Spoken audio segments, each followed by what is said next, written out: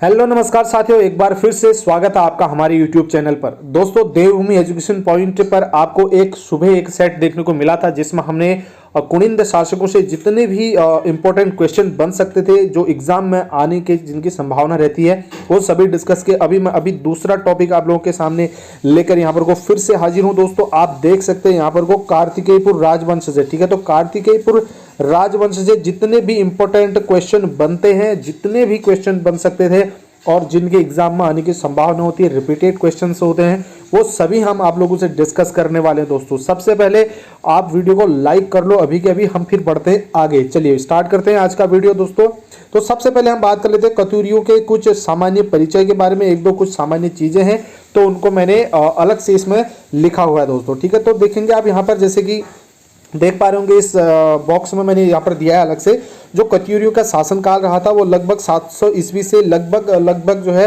1030 ईस्वी तक के बीच रहा था। यहाँ पर इस बीच इनके लगभग 3 परिवारों ने यानी कि 3 वंशों ने यहाँ पर शासन किया। ये चीज़ आपको थोड़ा मोटे मोटे अंदाज में जान लेना।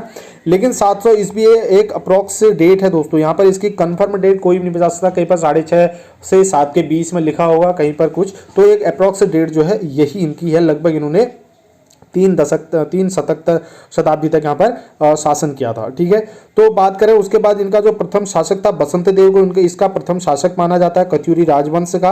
और उसके बाद जो अंतिम था वो ब्रह्मदेव था। आप इसको जानते ही होंगे ब्रह्मदेव कैसा था, ये कितना मतलब निरंकुश शासक था, ये इसके बारे में आप जो है अपने डिटेल में पढ़ा होगा। अभी हम यहाँ पर हमारा उद्देश्य है एग्जाम परीक्षा को देखते हुए और फटाफट से हम इससे संबंधित सारे क्वेश्चंस को ताकि एक वीडियो में कर पाए, बस इतना हमारा उद्देश्य है। इसकी जो राजभाषा थी वो संस्कृत थी और इसकी लोक भाषा पाली थी, ठीक है। लोक भाषा क्या थी? पाली थी। और इसकी जो राजभाषा थी वो क्या थी दोस्तों? संस्कृत थी, ठीक है। चलिए आगे बढ़ते हैं। इसमें पहला क्वेश्चन है, उत्तराखंड में कत्यूरी घाटी कुमाऊं में स्वतंत्र राज्य की नींव किस शासक ने डाली? तो कत्यूर घाटी कुमाऊं में, जैसे कि मैंने बताया आपको, इसका प्रथम शासक बसंत देव था। तो इसकी नींव किसने डाली होगी? बसंत देव ने ही डाली होगी, ठीक है। अगला क्वेश्चन है, किस कत्यूर राजा ने ब्राह्मणों को अपनी डोली पालकी ढोने पर मजबूर किया था? तो वो ब्रह्मदेव बिरदेव था दोस्तों, ठीक है। ब्रह्मदेव, जिसका नाम बिरदेव भी है। आप देख रहे हैं ब्रह्मदेव क्या था? ये अंतिम शासक था, ठीक है। अंतिम शासक था ब्रह्मदेव बिरदेव। तो इसी ने ब्राह्मणों को मजबूर कर दिया था अपनी पालकी ढोने के लिए, ठीक है। तो ये बहुत ही एक मतलब भोग विलासी टाइप का व्यक्ति था, मतलब बहुत बेकार इंसान था ये, ठीक है। इससे जनता जो इसकी प्रजा थी वो इससे बहुत दुखी हो चुकी थी, ठीक है। चलो आगे बढ़ते हैं। अगला क्वेश्चन है, लक्ष्मीदत्त जोशी के अनुसार कत्यूरी राजा कहाँ के मूल निवासी थे? भाई कहाँ के मूल निवासी थे? तो ये अयोध्या के मूल निवासी थे। किसके अनुसार? लक्ष्मीदत्त जोशी के अनुसार। अगला क्वेश्चन है, कत्यूरी राजाओं को किस उपाधि मतलब कौन सी उपाधि उनको प्राप्त थी? ठीक है। तो वो गिरिराज चंद्र चूड़ामणि की उपाधि, कत्यूरी जितने भी शासक थे, प्रशासक थे, उनको गिरिराज चंद्र चक्र चूड़ामणि की उपाधि प्राप्त थी। आगे बढ़ते, अगला क्वेश्चन है, कत्यूरी राजाओं ने अपने राज्य को क्या कहा? तो कत्यूरी राजाओं ने अपने राज्य को क्या कहा दोस्तों? कूर्मांचल कहा, ठीक है। कूर्मांचल कहा इन्होंने। फटाफट, हमारे पास क्वेश्चन ज़्यादा हैं और हमारे पास समय बहुत ही कम है, तो हमें जल्द से जल्द वीडियो सहायक समाज कल्याण अधिकारी और जितने भी ये पेपर होने वाले हैं और आगे आने वाले समय में आपको पटवारी वगैरह के पेपर देखने को मिलेंगे, उसमें ये क्वेश्चन आपको देखने को मिलेंगे, ठीक है। तो इसीलिए अभी से रेडी होना बहुत जरूरी है। कम समय में ज़्यादा क्वेश्चन इस समय आपको लगाने हैं। बसंत देव के बाद कार्तिकेयपुर पर किसने सत्ता स्थापित की? तो वो खरपर देव ने, ठीक है। तो खरपर देव ने बसंत देव के बाद सत्ता स्थापित की। दोस्तों, आदि गुरु शंकराचार्य किस वंश के समय उत्तराखंड में आए थे? ये आपको पता होना चाहिए। कार्तिकेय राजवंश के समय जो है ये उत्तराखंड में आए थे। बाद में उन्होंने केदारनाथ में अपनी देह त्याग की थी। ये सारी चीज़ें आप डिटेल में आप पढ़ चुके होंगे, लेकिन यहाँ पर हमारा उस ज्ञान को अप्लाई करने का वक्त अभी है इस समय, ठीक है। गोलू देवता किस राजा के पुत्र थे? तो ये झालूराई के पुत्र थे दोस्तों, ठीक है। गोलू देवता झालूराई के पुत्र थे। अगला क्वेश्चन है, किस राजवंश को उत्तराखंड का प्रथम प्रमाणिक ऐतिहासिक राजवंश माना जाता है? ठीक है। तो प्रमाणिक साक्ष्य के आधार पर जो है ऐसा कहा जा सकता है कि कत्यूरी या कार्तिकेयपुर राजवंश जो है उत्तराखंड पर शासन करने वाला प्रथम ऐतिहासिक राजवंश है, ठीक है। और इससे पहले कुनिंद भी थे, उनको भी प्रथम माना जाता है। राजनीतिक ये ऐतिहासिक राजवंश है, वो राजनीतिक राजवंश है, उसको मानते हैं, ठीक है। लेकिन प्रमाणिक की अगर बात आती है तो ये कत्यूरी हुआ यहाँ पर। आगे बढ़ते हैं। काव्य मीमांसा में कार्तिकेयपुर राजा को क्या कहा गया था? तो भैया इसको काव्य मीमांसा में कार्तिकेयपुर राजा को क्या कहा गया था? इसको खसाधिपति कहा गया था। ठीक है, खसाधिपति। आगे बढ़ते हैं। कत्यूरियों की कुलदेवी किसे माना जाता है? भाई कत्यूरी की कुलदेवी जो थी, कत्यूरी की कुलदेवी नंदा भगवती को माना जाता है। ठीक है, नंदा भगवती को माना जाता है। अगला क्वेश्चन है, किस शिलालेख के अनुसार भूदेव को एटकिंसन ने बुद्ध भ्रमण शत्रु, ठीक है, बुद्ध भ्रमण शत्रु का मतलब है बौद्ध धर्म का विरोधी कहा है? ठीक है, किस शिलालेख के अनुसार भूदेव को, किसको, भूदेव को किसने कहा है? एटकिंसन ने कहा है। तो ये भूदेव का बागेश्वर शिलालेख जो था उसके आधार पर एटकिंसन ने कहा था कि जो भूदेव था वो बुद्ध भ्रमण शत्रु था, यानी कि बौद्ध धर्म के का विरोधी था। ठीक है, अगला क्वेश्चन, ये पीडीएफ अगर आपको चाहिए तो हमारे टेलीग्राम ग्रुप को ज्वाइन कर लेना, वहां पर मैं आपको पीडीएफ प्रोवाइड करा दूंगा सारी। ठीक है, अगला क्वेश्चन है, किस कत्यूरी शासक ने टनकपुर नेपाल में ब्रह्मदेव मंडी की स्थापना की? सबसे पहली बात तो ये जानना जरूरी है कि ब्रह्मदेव मंडी कहाँ पर है। ठीक है, तो ये कहाँ पर है? नेपाल में, टनकपुर और नेपाल में ये ब्रह्मदेव मंडी है, जिसको किसने स्थापित किया था? जो है ब्रह्मदेव ने किया था। ठीक है, ऑप्शन, क्योंकि आंसर ही यही इसका है। उसके बाद है, किस कत्यूरी शासक के समय सोमचंद नामक राजकुमार का आगमन हुआ था? भाई सोमचंद नामक राजकुमार का आगमन हुआ था ब्रह्मदेव के समय ही। ठीक है, ब्रह्मदेव के समय ही। अगला है, बद्रीदत्त पांडे के अनुसार कुमाऊं का इतिहास के अनुसार कत्यूरी राजाओं का राज्य कहां तक फैला था? तो कहां तक फैला था दोस्तों? नेपाल से काबुल तक ये फैला था। किसके अनुसार? ये बद्रीदत्त पांडे के अनुसार। ठीक है, हर किसी इतिहासकार की अपनी बातें हैं, अपना एनालिसिस है। ठीक है, अपनी खोज है। तो बद्रीदत्त पांडे के अनुसार। अगला है, कत्यूरी राजा प्रीतम देव का अन्य नाम क्या था? तो ये पिथौरा शाही था। ठीक है, तो पिथौरागढ़ से आप समझ, पिथौरा शाही, पिथौरागढ़, आप ये थोड़ा कनेक्ट कर पा रहे होंगे। आगे क्वेश्चन आएंगे तो डिस्कस करेंगे। ठीक है, चलिए आगे। प्रीतम देव का जागरों में क्या नाम प्रयुक्त होता है? भाई जब जागर लगते हैं तो जागरों में प्रीतम देव का नाम क्या उच्चारित किया जाता है? तो ये पृथ्वी शाही या पृथ्वी पाल। ठीक है, पृथ्वी शाही या पृथ्वी पाल, इन दोनों में से, ये दोनों भी, कभी कभी इन दोनों में से एक को जागरों में प्रयुक्त किया जाता है। ठीक है, ये क्वेश्चन आता है दोस्तों। ठीक है, तो यानी कि प्रीतम देव का नाम ही पिथौरा शाही या पृथ्वी पाल है। ठीक है, उत्तराखंड के परिप्रेक्ष्य में। आगे है, प्रीतम देव की पत्नी का क्या नाम था? तो ये जिया रानी। ठीक है, ये काफी इंपॉर्टेंट है, इनसे संबंधित आगे आपको क्वेश्चन देखने को मिलेंगे, इसीलिए इस क्वेश्चन को हमने यहाँ पर लिया है। ठीक है, तो प्रीतम देव की पत्नी, ठीक है, प्रीतम देव की पत्नी का नाम क्या है? जिया रानी है। भाई किसने नैनीताल में रानीबाग और अल्मोड़ा में रानीखेत बसाया था? ठीक है, अब देखो यहाँ पर आ गया क्वेश्चन, तो जिया रानी ने नैनीताल में रानीबाग जो हल्द्वानी के पास है और अल्मोड़ा में रानीखेत बसाया था। किसने बसाया था? भाई जिया रानी ने बसाया था। अगला क्वेश्चन है, किस कत्यूरी राजा ने पिथौरागढ़ में एक किले का निर्माण कराया था? भाई पिथौरागढ़ में एक किले का निर्माण किस कत्यूरी राजा ने करवाया था? तो पिथौरा शाही ने। अभी जैसे कि मैंने कहा, आपको आगे आने वाले समय में क्वेश्चन देखने को मिलेंगे। तो कत्यूरी शासक राजा पिथौरा शाही था, जिसने जो है पिथौरागढ़ में एक लंदन फोर्ट के नाम से एक मशहूर किला बनाया था और उस किले का निर्माण इसने 1398 में किया था। ठीक है, थोड़ा थोड़ा मैंने इसमें कुछ चीज़ें ऐड की हैं आंसर में। ज़्यादा डिस्कस करने का समय हमारे पास नहीं है, फटाफट से आंसर हमने देखने हैं अभी। ठीक है, पिथौरागढ़ की महिलाओं द्वारा गाए जाने वाले कौन से गीत में पिथौरागढ़ को कत्यूरी गढ़ कहा जाता है? तो भाई ये होता है दीपक गीत, ध्यूड़ इसको बोला जाता है। तो इस गीत में पिथौरागढ़ को कत्यूरी गढ़ कहा जाता है। ठीक है, चलिए आगे। अगला प्रश्न है, जिया रानी के बचपन का नाम क्या था? तो जिया रानी के बचपन का नाम क्या था? मौला देवी। ठीक है, मौला देवी जिया रानी के बचपन का नाम था। अगला क्वेश्चन है, जिया रानी के पिता का नाम क्या था जो मायापुर हरिद्वार के राजा थे? भाई यहाँ पर इंपॉर्टेंट इसलिए हो जाता है क्योंकि जिया रानी के, एक तो जिया रानी के पिताजी हैं, ऊपर से ये क्या थे? मायापुर हरिद्वार के राजा थे। ठीक है, तो इनका नाम क्या था दोस्तों? आप देख सकते हैं यहाँ पर को अमरदेव इनका नाम था। ठीक है, अमरदेव। चलिए अगला क्वेश्चन है, जिया रानी के कितने पुत्र थे? भाई जिया रानी के कितने पुत्र थे? इंपॉर्टेंट है कितने पुत्र थे, और उनके नाम भी आपसे पूछे जा सकते हैं। तो जिया रानी के कितने पुत्र थे? भाई यहाँ पर 3 पुत्र थे, एक का नाम था धामदेव, दूसरे का नाम दुलाशाही और तीसरे का नाम ब्रह्मदेव। ठीक है, तो ये 3 पुत्र थे किसके? जिया रानी के और पिथौरा शाही के। ठीक है, जिया रानी माता जी, पिथौरा शाही इनका वालिद साहब।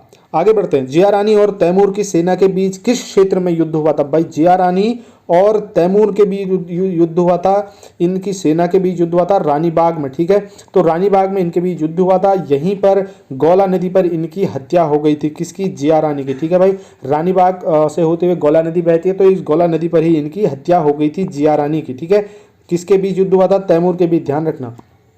आगे फटाफट आगे बढ़ते हैं। हर गांव में राजा की ओर से अधिकारी नियुक्त किया जाता, उसे क्या कहा जाता था? जब कत्यूरी शासन के दौरान जो है हर गांव में राजा की ओर से एक अधिकारी नियुक्त किया जाता था, तो उसे क्या कहा जाता था, उसे महामनुष्य या मुकद्दम कहा जाता था। ठीक है, महामनुष्य या उसे मुकद्दम कहा जाता था। अगला क्वेश्चन है, कत्यूरी शासन में मंदिर किस शैली में बनाए जाते थे? आपको पता ही होगा, ये सॉरी यहाँ पर नगर लिख दिया मैंने, तो ये क्या होना चाहिए दोस्तों, नागर होना चाहिए। ठीक है, तो नागर शैली में बनाए जाते थे। ठीक है, अगला, कत्यूरी राजाओं की राजधानी कहाँ थी? तो कत्यूरी राजाओं की राजधानी आपको पता है दोस्तों, लगभग 300 साल तक जो है इनकी राजधानी जोशीमठ चमोली में थी। ठीक है, लगभग जो पूर्व में इनकी राजधानी थी, पहले लगभग 300 वर्षों तक इन्होंने जोशीमठ चमोली में अपनी राजधानी रखी थी। बाद में इसको इन्होंने कत्यूर घाटी के बैजनाथ क्षेत्र में यानी कि बागेश्वर में स्थानांतरित इसको कर दिया था, बैजनाथ में। ठीक है, चलिए आगे बढ़ते हैं। अगला क्वेश्चन है, कत्यूरी राजवंश को किस शासक का वंशज माना जाता है? कत्यूरी राजवंश को किस शासक का, शालिवाहन शासक का। ठीक है, इसका वंशज इनको माना जाता है।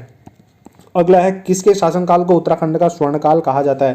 भाई किसके शासनकाल को उत्तराखंड का स्वर्णकाल कहा जाता है? तो कत्यूरियों के शासनकाल को उत्तराखंड का स्वर्णकाल कहा जाता है। इस क्वेश्चन को भी ध्यान रखना दोस्तों। ठीक है, आपसे क्वेश्चन जब वहाँ पर एग्जाम में देखने को मिलेंगे तो ऐसा नहीं है कि आपसे मैं अगर 70 क्वेश्चन पूछ रहा हूँ तो 70 के 70 आ जाएंगे, है ना। इसमें से एक क्वेश्चन भी अगर आपको एक सेट से मिल जाता तो ये बहुत ही बड़ा अचीवमेंट होगा।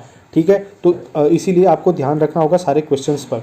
अगला, किस युद्ध में ब्रह्मदेव को मारा गया और कत्यूर वंश का अंत हो गया था? भाई देखो, कत्यूर वंश का अंत हमने कहा, ब्रह्मदेव क्या था, अंतिम शासक था। ठीक है, तो इसमें जब इसको मार दिया गया तो उस समय कत्यूर वंश का क्या हो गया, अंत हो गया। ठीक है, तो तैमूर लंग के युद्ध में 1398 में मारा गया। इसमें गलती से 1998 लिख दिया मैंने, तो ये 1398 है, तो 1398 में था ये। ठीक है, आगे बढ़ते। अगला क्वेश्चन है, कत्यूर शासनकाल में सबसे छोटी इकाई क्या हुआ करती थी? तो कत्यूर शासनकाल में सबसे छोटी इकाई ग्राम हुआ करती थी। ठीक है, ऐसे क्वेश्चन बहुत ज़्यादा पूछे जाते हैं, इनको ध्यान रखना। ठीक है आप, चलिए अगला क्वेश्चन है, कत्यूरी शासनकाल में राज परिवार की रक्षा करने वाले को क्या कहा जाता था? भाई देखो, कत्यूर कत्यूर कत्यूर कत्यूर कत्यूर, पूरा सेशन आपको कत्यूरी से मिल रहा है, तो आपको कई चीज़ें याद हो जाएंगी, कनेक्ट कर पा रहे होंगे आप। तो प्लीज़ वीडियो को आप लाइक जरूर कर लेना, हमने भी मेहनत कर रखी है आप लोगों के लिए, हमारी यही फीस है दोस्तों। ठीक है, तो यही फीस हमारी है, आप लोग बस लाइक कर दो वीडियो को, शेयर भी आप कर सकते हैं, बहुत ही अच्छा लगेगा हमें। अगला है, कत्यूरी शासनकाल में राज परिवार की रक्षा करने वाले को क्या कहा जाता था? भाई इसको कहा जाता महाप्रतिहार। ठीक है, क्या कहा जाता था? राज परिवार की रक्षा करने वाले को महाप्रतिहार कहा जाता था। चलिए आगे बढ़ते हैं। किस अभिलेख में कत्यूरी शासनकाल के अष्टाध्यक्ष 18 मंत्री परिषद का उल्लेख मिलता है? तो किसके शासनकाल में? ये पांडुकेश्वर अभिलेख में मिलता है। ठीक है, कत्यूरी के शासनकाल में अष्टाध्यक्ष 18 मंत्री परिषद का उल्लेख मिलता है। भाई किसके शासनकाल में मिलता है ये पांडुकेश्वर अभिलेख में। ठीक है, कत्यूरी के शासनकाल में। अगला प्रश्न है, जागेश्वर में विमानों का निर्माण किस कत्यूरी शासक के द्वारा किया गया था? तो ये निम्बरदेव के द्वारा किया गया था भाई। ठीक है, किसके द्वारा? निम्बरदेव के द्वारा। समय कम काम ज़्यादा। अगला है, किस कत्यूरी शासक को शत्रुहंता कहा गया है? तो भाई शत्रुहंता किसको कहा गया है? निम्बरदेव को कहा गया है। ठीक है, निम्बरदेव को कहा गया, इस चीज़ को ध्यान रखना, शत्रुहंता। अगला क्वेश्चन है, ललितादित्य मुक्तापीठ द्वारा उत्तराखंड के किस क्षेत्र को जीता गया? तो भाई ये सुवर्ण योग क्षेत्र को जीता गया। किस क्षेत्र को जीता गया? सुवर्ण योग क्षेत्र को जीता गया। अगर सुवर्ण योग क्षेत्र का उपनाम कहीं पर पूछ दिया तो स्त्री राज्य उपनाम इसका है। ठीक है, क्या नाम है इसका? स्त्री राज्य के उपनाम से भी इसको जाना जाता है। अगला है, मालूशाही की राजधानी कहाँ थी? तो मालूशाही की राजधानी लखनपुर बैराटगढ़ थी। ठीक है, बैराट होना चाहिए था, ये लखनपुर बैराटगढ़ थी इसकी राजधानी मालूशाही की। चलिए अगला क्वेश्चन देख लेते हैं। कत्यूरी काल में युद्ध स्मारक को कहा जाता था? भाई कत्यूरी काल में युद्ध स्मारक जो होते थे उनको बिरखम बोला जाता था। ठीक है, बिरखम आपने देखे होंगे, युद्ध स्मारक के जैसे के रूप में इनको लिया जाता था। दोस्तों ये बहुत बड़े पत्थरों की बहुत बड़ी शिलाएं होती थी। इस पर एक बिरखम टाइप का, एक वीर टाइप का, एक मानव आकृति टाइप की इसमें बना दी जाती थी। ठीक है, जो बहुत ही भारी होते थे, इसको उठा पाना बहुत ही मुश्किल होता था। आज भी कई स्थानों पर देखने को ये मिल जाते हैं। चलिए आगे बढ़ते हैं। ऋग्वेद के अनुसार 100 गढ़ों को किसने नष्ट किया था? तो 100 गढ़ों को इंद्र वासुदेव ने किया था भाई, ऋग्वेद के अनुसार। ठीक है, ऋग्वेद के अनुसार 100 गढ़ों को किसने नष्ट किया था? इंद्र वासुदेव ने। बसंत देव को लोक गाथाओं में किस नाम से जाना जाता है? तो वासुदेव के नाम से इसको जाना जाता है। ठीक है, बसंत देव को लोक गाथाओं में, ठीक है, किस नाम से? वासुदेव के नाम से जाना जाता है। अगला क्वेश्चन है, राज्य में चमोली जिले के जोशीमठ में नरसिंह मंदिर का निर्माण किसने कराया था? Very important question. तो नरसिंह मंदिर का निर्माण किसने कराया था? बसंत देव ने कराया था भाई, बसंत देव ने कराया था चमोली जिले में। सबसे पहले ये देखना आपको किस जिले में कराया है? चमोली जिले के जोशीमठ में किया गया है। किस मंदिर का निर्माण? नरसिंह मंदिर। ये भी पूछा जा सकता है कि बसंती देवी द्वारा निर्मित नरसिंह मंदिर जो है कहाँ पर स्थित है? जोशीमठ चमोली में है। ठीक है, ये क्वेश्चन किसी भी तरीके से पूछा जा सकता है। अगला, कार्तिकेयपुर के किस राजा ने परम महेश्वर परम ब्राह्मण की उपाधि धारण की थी? भाई परम महेश्वर परम ब्राह्मण की उपाधि जो है कार्तिकेयपुर के किस राजा ने की थी? इष्टगण देव ने। ठीक है, इसका नाम ही भाई इष्टगण है। ठीक है, तो इष्टगण देव ने ये उपाधि धारण की थी, परम महेश्वर परम ब्राह्मण की उपाधि। इसने स्वयं को दैवी उत्पत्ति से उत्पन्न बताया। दोस्तों ये क्वेश्चन भी आता है, वेरी वेरी इंपॉर्टेंट है। यहाँ पर जो है यही इष्टगण देव बोलता था कि वो दैवी उत्पत्ति से उत्पन्न हुआ है। ठीक है, इसको भी ध्यान रखना आपने। आगे है, किस कत्यूरी राजा ने ब्राह्मण भक्त और बौद्ध सामंत की उपाधि धारण की थी? तो ये कौन था? वीरदेव या ब्रह्मदेव था। ठीक है, इसने कत्यूरी राजा था ये जिसने ब्राह्मण भक्त और बौद्ध सामंत की उपाधि धारण की थी। ठीक है, चलिए आगे बढ़ते। अगला क्वेश्चन है, कत्यूरी वंश का कौन सा राजा निरंकुश था? हमने अभी भी आपसे बात की, तो ये वीरदेव या ब्रह्मदेव था। इसकी हत्या उसके ही एक सेवक ने कर दी थी। ये भी एक इंडिविजुअल क्वेश्चन है। ठीक है, तो ऐसा क्वेश्चन बनता है था वो कौन सा कत्यूरी राजा था जिसकी हत्या उसके सेवक ने ही कर दी थी? तो ये भैया वीरदेव या ब्रह्मदेव था। जैसे कि मैंने आपको बताया बहुत ही बदमाश था ये। ठीक है, अय्यास राजा था।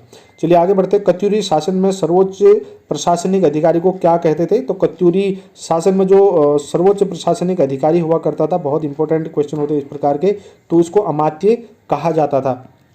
अगला क्वेश्चन है, कत्यूरी वंश के प्रथम राजा बसंत देव ने कौन सी उपाधि धारण की थी? भाई तो ये भी इंपॉर्टेंट है। तो इसने धारण की थी परम भट्टारक महाराजाधिराज। ठीक है, परम भट्टारक महाराजाधिराज की उपाधि किसने धारण की थी? बसंत देव ने धारण की थी। ठीक है, किसने धारण की थी? बसंत देव ने धारण की थी। ध्यान रखना इस चीज को। अगला है, कत्यूरी वंश का संस्थापक किसका सामंत था? तो किसका सामंत था? राजा यशोवर्मन का सामंत था। भाई ये राजा यशोवर्मन का सामंत था। अगला क्वेश्चन है, कत्यूरी वंश का आदि पुरुष किसे कहा जाता है? भाई ये सुबाहु को कहा जाता है। कत्यूरी वंश का आदि पुरुष किसे कहा जाता है? भाई सुबाहु को कहा जाता है। ठीक है, इस चीज को ध्यान रखना आपने। अगला क्वेश्चन है, कत्यूरी के शासनकाल में पैदल सेना को कहा जाता था? भाई कत्यूरी की सेना को, जो पैदल सेना हुआ करती थी उसको कहा जाता पैदातिक। ठीक है, पैदातिक कहा जाता। जो कत्यूरियों की सेना थी ये 4 भागों में इसको डिवाइड किया गया था, यानी कि 4 भागों में बटी थी।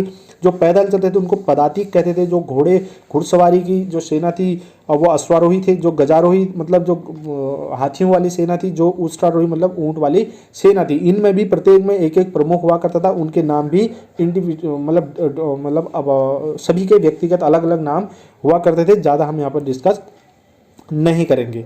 चलिए आगे बढ़ते। बैजनाथ मंदिर का निर्माण किसने करवाया था? भाई बैजनाथ मंदिर का निर्माण ललित सूर के पुत्र भूदेव ने कराया था। ठीक है, तो ललित सूर के पुत्र या ललितासुर के पुत्र भूदेव था, भूदेव ने कराया था बैजनाथ मंदिर का निर्माण बागेश्वर में। ठीक है, अगला है, कत्यूरी राजाओं से सोने का सिंहासन किसने छीना था? तो कत्यूरी राजाओं से सोने का सिंहासन भैया किसने छीन लिया था? ये अजय पाल ने छीन लिया था।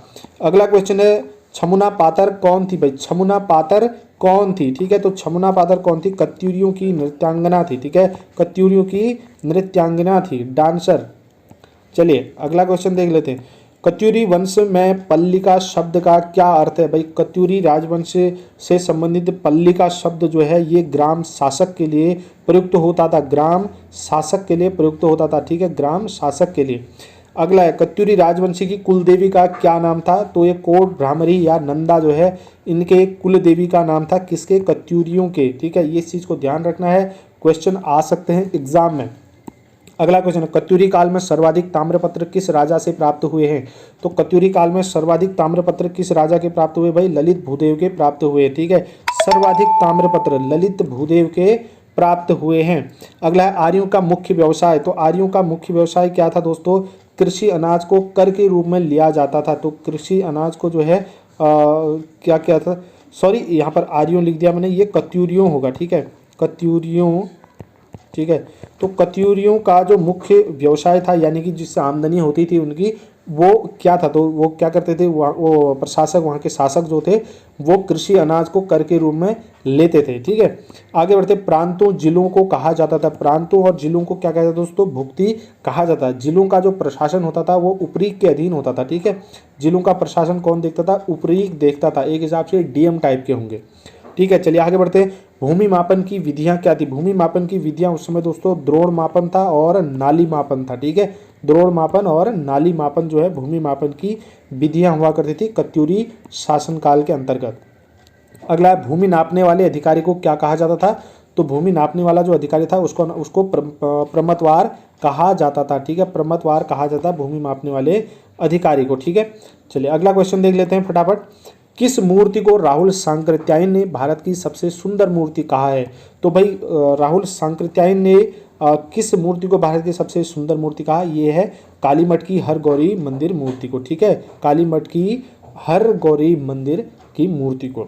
आगे अगला क्वेश्चन है, उत्तराखंड के किस राजवंश के काल को दैवी कहा जाता है? ठीक है, तो किस राजवंश के काल को दैवी कहा जाता है? आपको पता ही है, ये क्वेश्चन जो है कई बार घुमा फिरा के आया है। तो ये कत्यूरी राजवंश के काल को कहा गया है। अगला है, शिव प्रसाद डबराल के अनुसार कत्यूरी शासक किस जाति के थे? तो ये खस जाति के थे। ठीक है, किसके अनुसार दोस्तों? शिव प्रसाद डबराल के अनुसार ये खस जाति के थे।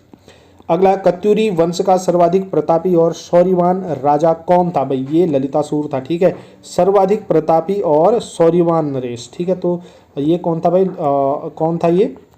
ललितासुर था। चलिए अगला क्वेश्चन है, कत्यूरी काल में राज्य में कृषि की उन्नति का काम कौन करता था? तो ये क्षेत्रपाल करता था। ठीक है, क्षेत्रपाल करता था कृषि की उन्नति का काम। ठीक है दोस्तों, कौन करता था? क्षेत्रपाल करता था। ठीक है, चलिए अगला है, दुधारू पशु से दूध प्राप्त करने के काम को क्या कहते थे? ठीक है, तो उस समय जो है दुधारू पशु से दूध प्राप्त करने के काम को जो भाई उस समय उसको कहते थे आभीर। ठीक है, आभीर।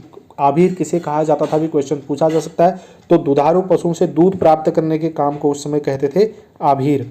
उसके बाद सलोनी द्वितीय किस वंश का प्रतापी राजा था? ये एक प्रतापी राजा था, तो सलोनी द्वितीय इसका नाम है। तो ये कार्तिकेयपुर राजवंश का एक प्रतापी राजा था दोस्तों। ठीक है, सलोनी द्वितीय, इसको ध्यान रखना है।